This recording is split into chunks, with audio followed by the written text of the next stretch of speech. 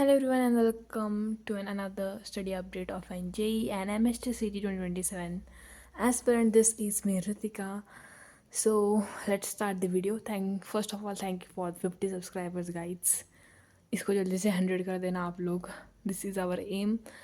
तो आज मैंने टारगेट लिया था कि इतना सब कुछ कंप्लीट करे और द थिंग इज़ आज हमने पूरे 6 स्लॉट्स किए and this is complete 10 hours of study guides. मैंने यानी 100 को 6 से मल्टीप्लाई करके देखो 600 मिनट हो जाते हैं और 600 मिनट यानी complete 10 hours. So this is like a milestone for me and इसको हम पूरा कंटिन्यू करेंगे और इसको हम कन्वर्ट करेंगे 12 hours in the next week and ऐसे करते करते हमारे 16 आवर्स ऑफ स्टडी का भी हमारा स्लॉट कंप्लीट हो सकता है इफ़ वी वर्क हार्ड.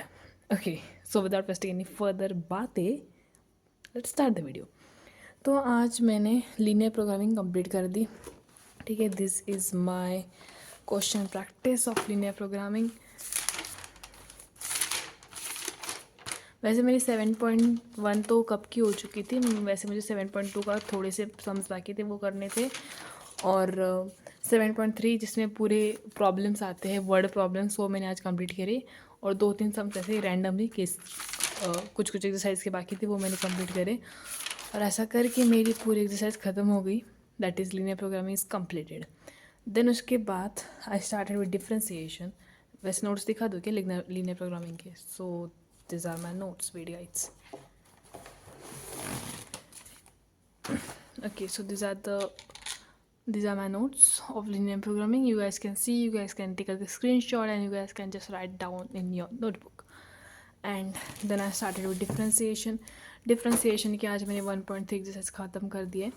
और एक चीज़, मैंने क्लास 11 का सिलेबस, वैसे मैं अभी क्लास 11th में हूँ पर मेरा क्लास 11 का सिलेबस सितंबर में ही कंप्लीट हो चुका था, मैथ्स 1 मैथ्स 2 दोनों का.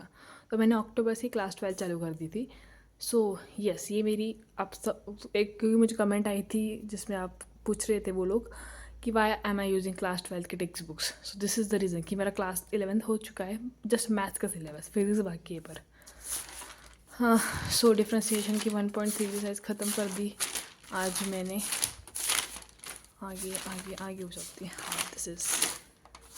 और डिफ्रेंसिएशन एक्चुअली बहुत ज़्यादा ईजी जा रहा है मुझे, इतना कुछ डिफ़िकल्ट मुझे लग नहीं रहा and it's just so much interesting guys. मुझे बहुत अच्छा लगा ये टॉपिक, ये चैप्टर इंटीग्रेशन डिफ्रेंसिएशन. बट अभी मैं डिफ्रेंसिएशन पे हूँ, इंटीग्रेशन बाकी है.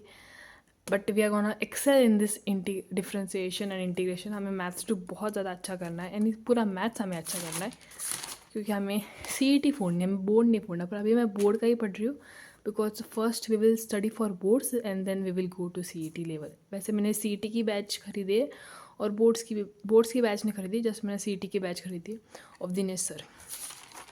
सो yes, today we are done with exercise 1.3. देन मैंने एक नया चैप्टर स्टार्ट किया था, binomial distribution. But the thing was that कि उसके लिए मुझे पहले प्रोबेबिलिटी डिस्ट्रीब्यूशन आना चाहिए था. तो मैंने किया, बेसिक लेक्चर देखा बट मुझे समझ में नहीं आया क्योंकि उसके लिए प्रोबेबिलिटी की कंसेप्ट थी. तो मैंने M1 का ही एक चैप्टर स्टार्ट किया, that is straight line. And straight line I started. उसके मैं नोट्स नहीं निकाले, उसका I just did the questions. Okay man, उसके I did questions and this is pair of straight line. Exercise start कर दी और उसका I have done till question number 2. Nice. So कल हम क्वेश्चन नंबर 3 से स्टार्ट करेंगे and let's complete our checklist. So 7.4 linear programming की हो चुकी है, 7.2 हो चुकी है, डिफ्रेंसिएशन कंप्लीट कर लिया, लास्ट में फॉर्मूला रिवीजन भी कर ली. 7.3 कौन सी थी, हाँ 7.3 भी हो चुकी है. स्ट्रेट लाइन स्टार्ट करा, क्वेश्चन नंबर 3 नहीं हुआ, क्वेश्चन नंबर 2 तक ही किया आज मैंने. So yes, this is hour straight line. और आज हमारी पूरी 10 आवर्स की स्टडी हो चुकी है. प्लीज़ हैंड राइटिंग को इग्नोर करना क्योंकि मैंने एक हाथ में कैमरा पकड़ा है. Okay, so guys, this was all for today. Thanks for watching this video and subscribe if you guys want to see more of me. Bye guys.